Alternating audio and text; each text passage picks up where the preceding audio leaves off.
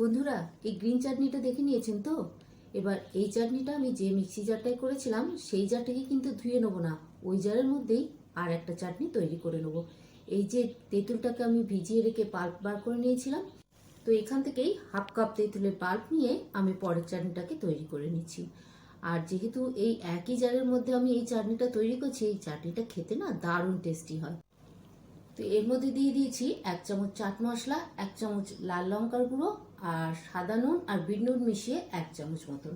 নুনটা আপনারা আপনাদের টেস্ট অনুযায়ী দেবেন, তবে এই চাটনিটা কিন্তু ঝাল হবে। আগে যে দুটো চাটনি করেছি, একটা করেছি টক আর একটা করেছি মিষ্টি, আর এই চাটনিটা হবে ঝাল ঝাল। তো ঝালটাও আপনারা যতটা খেতে চাইবেন ততটাই দেবেন। তো চাটনি মোটামুটি রেডি হয়ে গেছে, মিক্সিতে ঘুরিয়ে নিলেই রেডি। টক ঝাল মিষ্টি 3 রকম চাটনি রেডি রাখুন, আর রেডি রাখুন চাট মশলা, কারণ এরপর থাকবে চাটের সিরিজ, যে চাটে এই মশলা আর চাটনি ব্যবহার হবে।